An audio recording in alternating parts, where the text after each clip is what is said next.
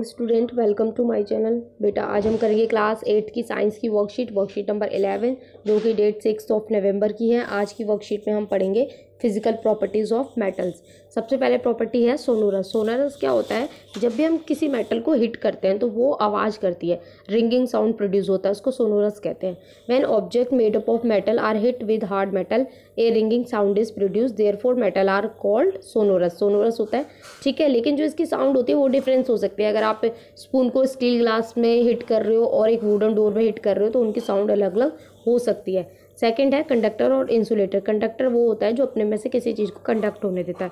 Insulator होता है जो जिस चीज़ को कंडक्ट नहीं होने देता, रोकता है।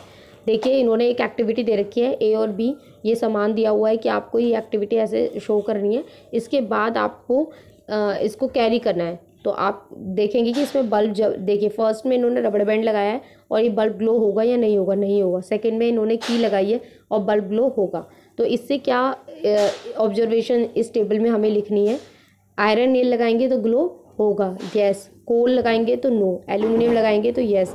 कॉपर वायर लगाएंगे तो यस। तो इससे हमें क्या पता चला है? The material that is placed between the 2 point in the circuit cause to bulb to glow, these are called conductor. जिनकी वजह से बल्ब ग्लो हो गया तो वो इलेक्ट्रिसिटी का कंडक्टर हो जाएगा, ठीक है। Material through which electric current can pass through are known as conductor or electricity and those through which electric current can not pass through are known as insulator. जिनमें से पास हो गया कंडक्टर, जिनमें से पास नहीं हुआ इंसुलेटर। मेटल जो होते हैं वो गुड कंडक्टर ऑफ इलेक्ट्रिसिटी होते हैं और जो नॉन मेटल होते हैं वो पुअर कंडक्टर होते हैं। लेकिन जो ग्रेफाइट है वो नॉन मेटल है लेकिन वो इलेक्ट्रिसिटी कंडक्ट करता है। हीट, अब हीट में भी सेम वही है, जो कंडक्ट होने देता है, मेटल्स कंडक्ट होने देती हैं और नॉन मेटल्स जो होती हैं वो poor conductor of insulator of heat. इसमें एक एग्जांपल दिया हुआ है कि pinkies mother was making pudding. वो पुडिंग बना रही है, डोर बेल बजती है तो वो उस चम्मच को, स्पून को ऐसे ही छोड़ के पैन में चली जाती है। लेकिन जब वो आती हैं और उसको पकड़ती हैं तो वो चिल्लाती हैं। क्यों चिल्लाती हैं? क्योंकि उस हीटिंग ऑफ वन एंड क्या होता है, जब वो पैन था वो गर्म था और जो चम्मच थी वो ठंडी थी।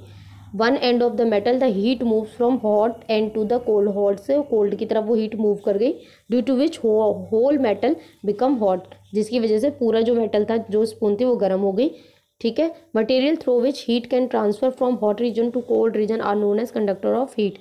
मेटल्स आर गुड कंडक्टर हैं और non metals are bad conductor of heat. चलिए क्वेश्चन आंसर करते हैं। First, the cooking pan is made up of iron while its handle is covered with wood. क्यों होता है? बिकॉज आप लिखेंगे, इसका आंसर लिखेंगे because wood is a non metal and non metal are poor conductor और इंसुलेटर ऑफ हीट। यहाँ से आप इसका आंसर लिख देंगे। दोबारा बता देती हूँ, आप लिखेंगे because wood is a non metal and non metal are poor conductor और इंसुलेटर ऑफ हीट। सेकेंड है, why did she scream on touching the metal spatula. उन्होंने जब वो स्पून को छुआ तो वो क्यों चिल्लाए? क्यों भाई? तो इसका आंसर आएगा on heating one end of the metal the heat moves from the hot end to the cold due to which the whole metal become hot. ये आपका सेकंड का आंसर हो जाएगा, इसकी वजह से वो स्पून गर्म हो गई थी। Third, what are conductor of heat and electricity. तो थर्ड में बेटा आप पहले तो आप ये यहाँ से आंसर लिख देंगे। थर्ड में आप यहाँ से लिखेंगे metals through which electric current can pass through are known as conductor of electricity. Third का कंडक्टर ऑफ इलेक्ट्रिसिटी का फर्स्ट पार्ट यहाँ से आ जाएगा और कंडक्टर ऑफ हीट का भी आपको लिखना होगा। तो आप यहाँ से लिखेंगे material through which heat can transfer from hot region to cold region are known as conductor of heat. Conductor of electricity ऊपर से लिखेंगे, ये रहा, यहाँ से मैं आपको बता देती हूँ। और इसके बाद में आप कंडक्टर ऑफ हीट यहाँ से लिखेंगे। तो थर्ड का आंसर आपका ये हो जाएगा। थर्ड का फर्स्ट पार्ट ये होगा और थर्ड का सेकेंड पार्ट ये हो जाएगा। फोर्थ क्वेश्चन है, right any 3 uses of metals. ये आप खुद करेंगे। मेटल्स किस किस में यूज़ होता है? यूटेंसिल्स बनाने में यूज़ हो सकती है और मेटल्स का क्या क्या बनता है? वायर्स बनते हैं। कल बहुत सारी चीज़ें इससे पहले वाली वर्कशीट में आपने सीखी थी, आप खुद लिखेंगे 3 यूजेस। मैंने 2 बता ही दिए। फिफ्थ में देखिए आपको बताना है, प्रॉपर्टीज़ हैं ये, आपको प्रॉपर्टीज़ बतानी है। तो देखिए आयरन जो है शाइन करता है, यस। आपको इसमें ट्रू और फॉल्स बताना है। तो आयरन के लिए क्या हो जाएगा? आप लिखेंगे यस, मैं टिक लगा रही हूँ, आप ट्रू लिख लीजिएगा।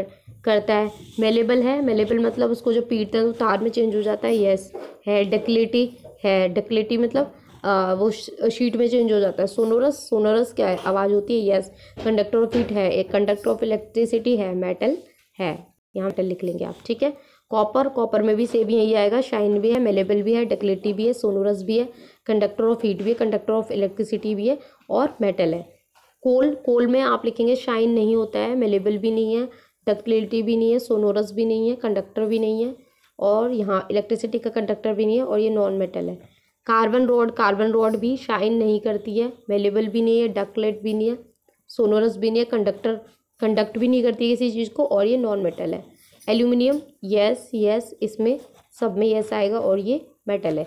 3 आपके मेटल हैं, आयरन, कॉपर और एल्यूमिनियम, ठीक है। तो यहाँ आपकी वर्कशीट कंप्लीट होती है। आई होप आप सबको अच्छे से समझ में आई हो। तो प्लीज़ चैनल को लाइक करें, सब्सक्राइब करें, कमेंट करें।